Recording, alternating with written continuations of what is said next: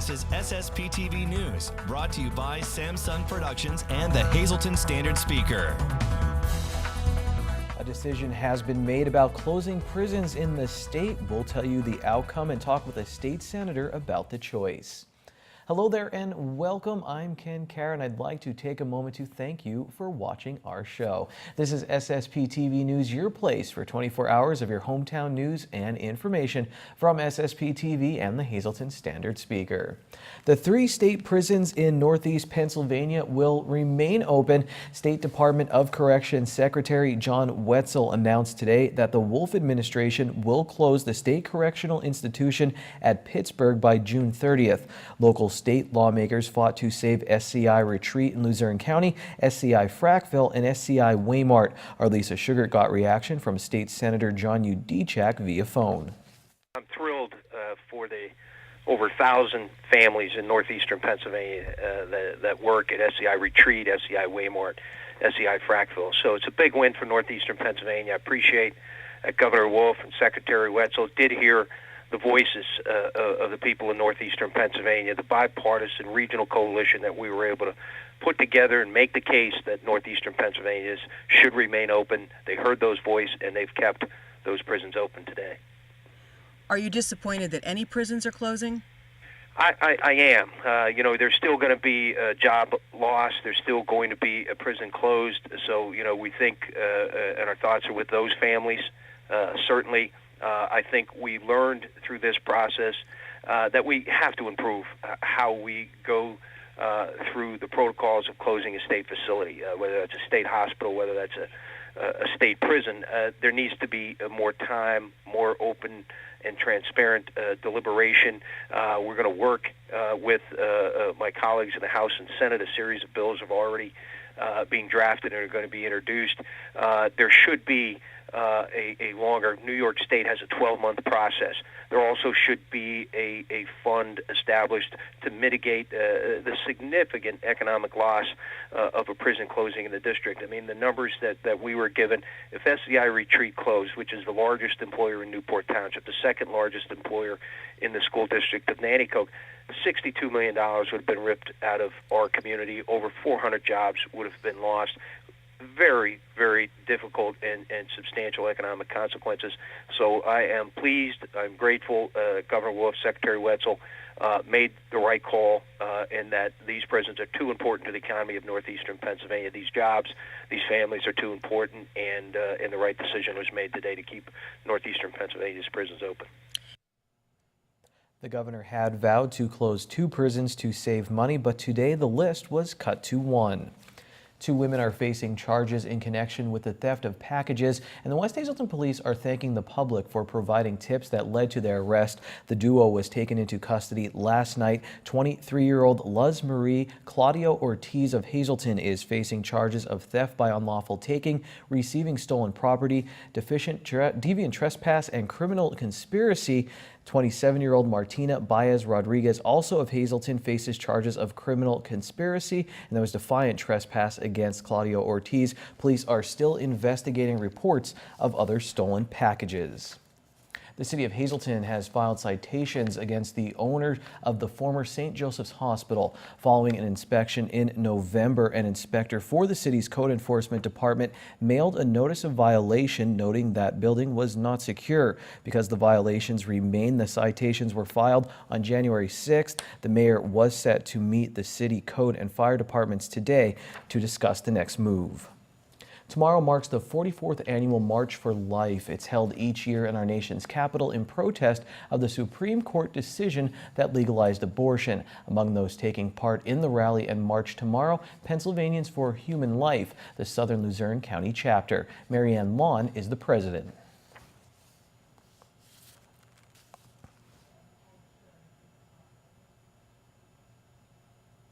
The buses are filled going down from Hazleton, Wilkes-Barre, Scranton, and the number of youth. It's so exciting to go there.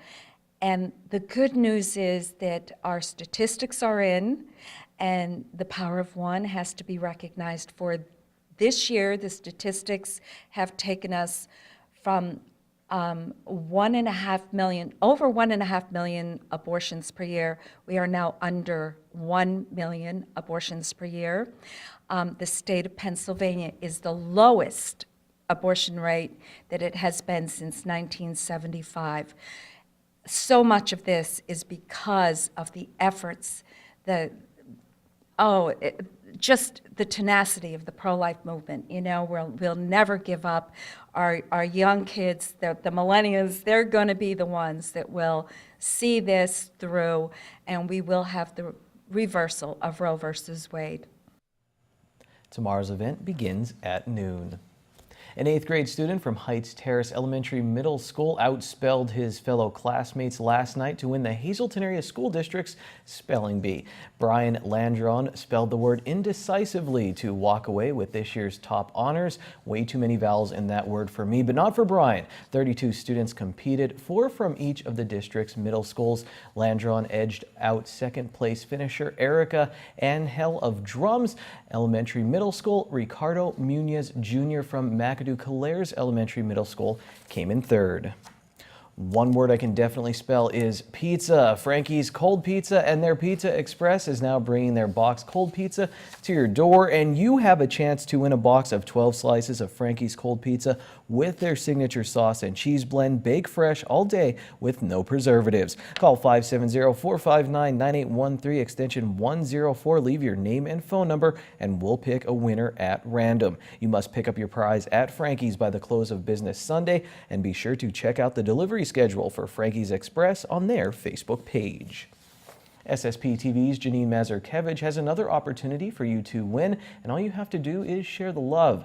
Jennifer Winkler and Crystal Landis got Janine feeling comfy and confident in this great line of clothing for all the ladies and girls too. To win a pair of Valentine's leggings, head to our Facebook page, facebook.com/SSPTV News, and learn about Janine's contest with LuLaRoe. Janine will have more on the versatility of this clothing line during the month of February. Good luck, and if you would like your business to be a winner on social media, contact Janine and learn more about marketing with the Socializer One, a division of Samsung Productions. Coming up next, Charles McElwee talks about a subject close to my heart during his history segment, Catholic schools, Bishop Hafey class of 2003, right here. And later, it was one of my favorite interviews ever, a sit down with Cougars boys basketball coach Mike Joseph and Lady Cougars coach Joe Gabbio. Stay tuned. This is SSPTV News, brought to you by Samsung Productions and the Hazleton Standard Speaker. Well, I'm pleased to welcome back to our studios our good friend Charles McElwee. He is a member of the Board of Directors for the Greater Hazleton Historical Society, always providing us with great history segments. And this week, perfect timing, because Sunday begins Catholic Schools Week, and you told me your subject has to do with the history of Catholic schools in this area. Right, Lisa. So Catholic schools really began on South Wyoming Street in the 1870s with St. Gabriel's. At that point, there were very limited, if non-existent, educational opportunities for the children, young men, really anyone, because most likely, if you were a young man or an adult, you worked in the mines. But beginning in 1874, the Sisters of Mercy, who were based in Buffalo, New York, were brought down to Hazleton to begin a mission school for the young boys and men who worked in the mines. And it started out as an evening school at St. Gabriel's Parish, and it was formed in the clubhouse of the parish. From there, it grew and progressively, and by 1911, they built a modern, beautiful structure that was built by an architect named Francis Ballinger, and it was a neoclassical modern school, and that enrollment subsequently exploded. And it was not just St. Gabriel's, obviously, for parochial schools, but you also had Most Precious Blood, Holy Trinity German, the list goes on.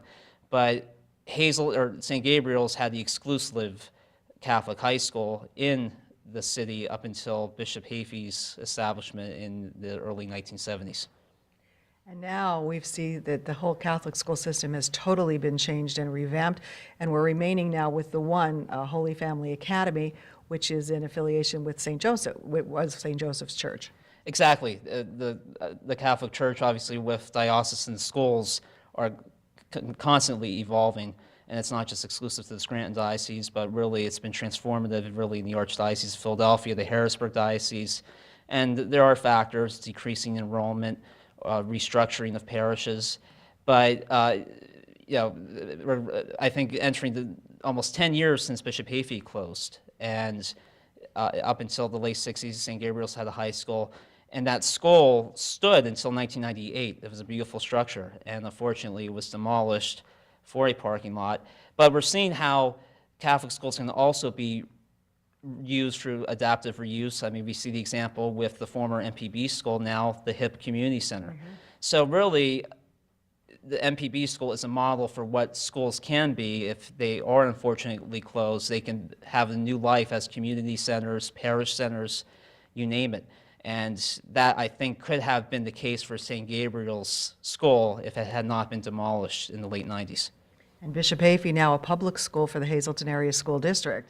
Exactly. So it is really yet another example of what could be done and what should be done with how our education is constantly evolving, whether it's with public or parochial education. All right. Very interesting. Charles will be back each week to give us more insight into the history of our area. Time now for weather on SSPTV News.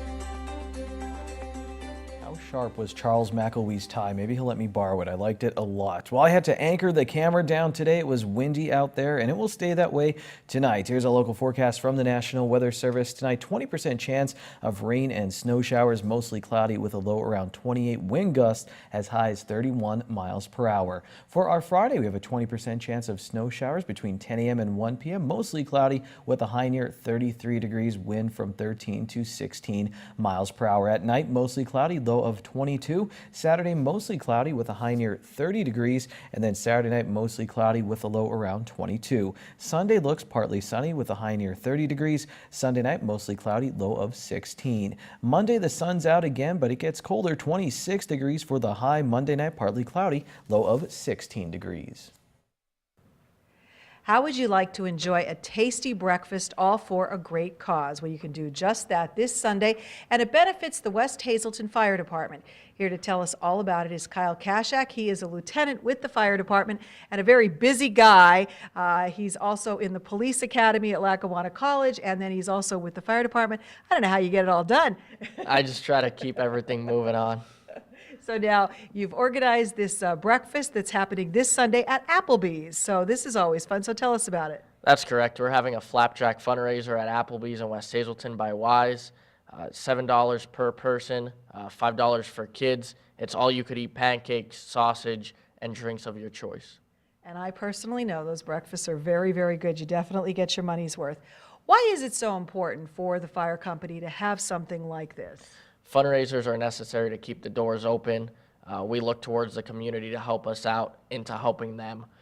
We want to make great strides in our department within the next year.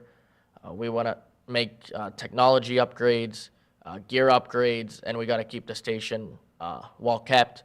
And with this money, that's what we will do.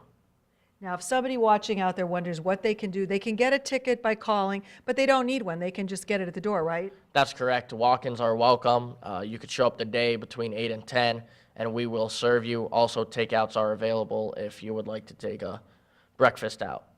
All righty. And if you can't make breakfast, you can still give a donation, right? That's right. Donations are always welcome. Donations are needed to keep our doors open. So you could always stop by the firehouse in West Hazleton or call the number and talk to us about giving us a donation. All righty. And while you're here, we wanted to give you a plug, too, for new members. All fire departments need new members. And you guys are also the West Hazleton Ambulance back online, so you're doubly busy. That's correct. Starting January 6th, we're helping our ambulance company get out the door, staff the rigs, staff the calls. So our firefighters are playing double duty at this point, so we're always looking for new members, not only now for the fire department, but also the Ambulance Association. All right, very good. If you can help in any way, shape, or form as a volunteer to give a donation or a tasty, easy way, just come to the breakfast. Again, it's happening at Applebee's in West Hazleton. It's this Sunday from 8 a.m. until 10 a.m., $7 a person, $5 for the kids. And if you want more information, you can call Kyle at 570-956-3861. Come on out, have a great breakfast, all for a great cause. Thanks, Lisa. Let's take a look at our midday winning lottery numbers on SSPTV News. Your pick 2 numbers, 2 5s, pick 3 497, pick 4 6785, and pick 5 45808. Out of my 1 hour and 10-minute interview with head coach Mike Joseph and head coach Joe Gavio, here 4 minutes from it. Check it out next with the Hazleton area basketball coaches.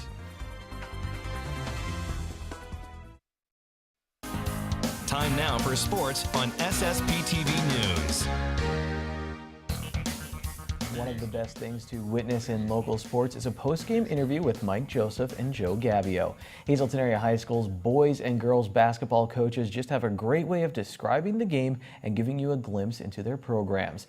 Gavio's post-game interviews usually run a bit longer than Joseph's, but every moment is a pleasure. I sat down with both longtime Cougar coaches over the weekend and we talked for a good hour and a half. I have to will that down into a segment for SSPTV's sports show Out of Left Field, and I put together a little bit of a rough cut, so check it out. I should go first, though, because if I don't go first, I'm not going. Listen, I babble. Do you understand? I babble. So if I get there, just give me a kick. We don't know what you're talking about. Okay, that's enough. End it.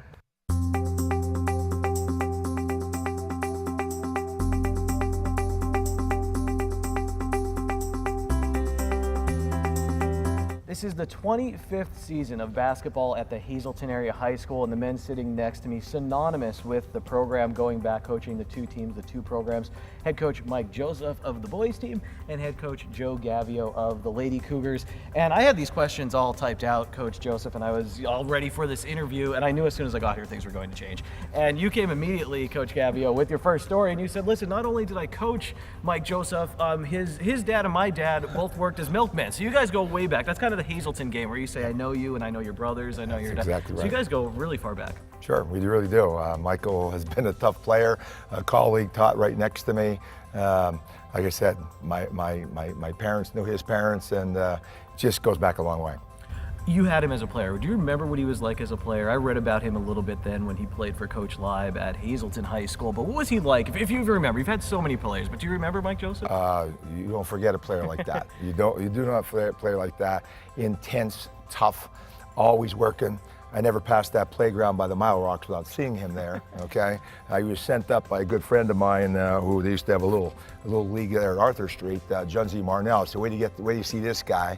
And then as a 7th and 8th grader, he was real tough. And 9th grader, we just gave him the ball, and we're actually still have a couple plays. We used to call Mike. Remember, C, clear it out, baby. Just clear it out and give him the ball and let him go. So it was a very tough, very competitor and teamy. I might say. I use that team a lot, but he liked that. He had a lot of friends, still have lifelong friends from that D.A. Harmon basketball team. But do you remember what he was like in 9th grade? Did you like Coach Gavio when you were in 9th grade? Oh, absolutely. I mean, what you see now is what he was then. I mean, he was a lot younger then, and was just always made you want to get better and made you want to play as hard as you possibly can. He was very intense, grab you by the jersey and get you back into the game kind of guy. And, that was my, basketball today has changed. My son's been playing basketball since he was in kindergarten.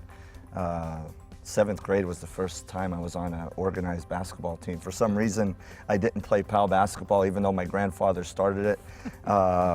It was just a time. My dad went to bed at like 7 o'clock. Nobody else drove in my house. I couldn't get there for whatever reason. So 7th and 8th grade under Coach Gavio and his program was my first experience. And for us to be kind of still connected today, we're lifers at this game. We've been at it forever, and I think, again, it's brought a lot to us, and we enjoy it, and we want to just try and make it as enjoyable as possible for kids. Coach Joseph, who is a Lady Cougar player you liked watching, or you look back on and you think, and Matt, I'm going to ask you the same thing about the Cougar program, but who's a Lady Cougar player you really enjoyed watching? He mentioned a couple of them. Ashley Grimm was, I just think, like the consummate point guard. Christine Corin was just a tremendous player. I mean, she had the heart of a lion and was just incredible player. I think if you put her out on the floor with 9 boys, she'd be able to hold her own really well. Ashley Grimm was just, I think, the reason why, she went into coaching for a little bit, and now she's an athletic administrator. She was a tremendous player, very level-headed. Mac was just an incredible player. I thought I really enjoyed watching her for her career. Just played with so much enthusiasm and had no fear. you know, had no fear on the basketball floor. And how about you? Same thing when you look at that Proud Cougar program. I mean, so many great ones this year even, but who do you really? Oh, it's funny because in 25 years, I mean, there are people who I've played with, who I've coached and real tight with, who have come up, like a Jason Hoppy, who, you know, got a break. You know, he was a good player, and his mother was hoping, you know, I know the family very well, hoping to just make the team. He ended up really turning into a great, and he got a break, okay? Chris long time ago. I loved watching Sal Biasi play. I just thought his intensity was just, it's off the board. Since putting that together, I've ripped apart the piece and it's going to look almost totally different on Out of Left Field. There's just too many great stories. So check it out as we celebrate 25 years of basketball at the Hazleton Area High School in February on Out of Left Field. That's it for sports. Here comes our social report. Good evening, everyone, and here's tonight's Talk of the Town report. First tonight, Luzerne County Head Start is now accepting applications in Luzerne and Wyoming counties. Head Start offers a range of comprehensive programs for children from birth to age 5 and pregnant women. All programs are offered free of charge and have opportunities for children with disabilities. To apply or for additional information, please call 570-829-6231. Our next announcement, kindergarten registration in the Hazleton Area School District for the 2017-2018 school year will be held in the Administration Building by appointment only from 3:30 to 6:30 p.m. on the following days for each individual school. February 6th, Drums, 7th, Freeland, 8th, West Hazleton, February 9th, Hazel Township, 13th Valley, 14th, Arthur Street, 16th, McAdoo Clares, and 22nd Heights Terrace. To schedule an appointment or for additional information, just call 570-459-3111, extension 3000. And finally, the American Cancer Society will be holding their 39th annual telethon called Rainbow of Hope on Saturday, February 25th from 11 a.m. to 11 p.m. It will be held at the Hazleton Health and Wellness Center, and the entire community is invited. For info, just call 570-459-1212. That's tonight's Talk of the Town. SSPTV News would like to send sincere condolences to the family and friends of these recently departed. Sandra Faith Gladdy, formerly of Millsville. Memorial services Saturday at 1 p.m. at the Trinity Lutheran Church in West Hazleton. Leisha A. Labuda of Hazleton. Funeral is Friday at 9:30 a.m. from the Frank J. Bonded Funeral Home. Friends may call Thursday from 6 to 9 p.m. Alvera M. Herman of Harwood. Funeral is Monday at 9:30 a.m. from the Frank J. Bonded Funeral Home. Friends may call Sunday from 6 to 8 p.m. And Edward Yanochko, Sr. of Freeland. Mass is Saturday at 10:30 a.m. in the Our Lady of Immaculate Conception Parish at St. Anne's Church. Friends may call Saturday from 9:30 to 10:30 a.m. The McNulty Funeral Home is in charge of arrangements. Attention pay-per-view subscribers, if you see your name right now on News 13, you have 13 minutes to call in and win a free movie from Service Electric Cablevision. Our winner tonight is Calvin Briggs of Shenandoah. Calvin, if you're watching, give us a call, 570-455-7267, extension 104. Let's celebrate Friday together. Tomorrow I'll be here. We'll bring cats, dogs, and Ron Marchetti. I'll see you then, 5 p.m. Take it easy, everybody.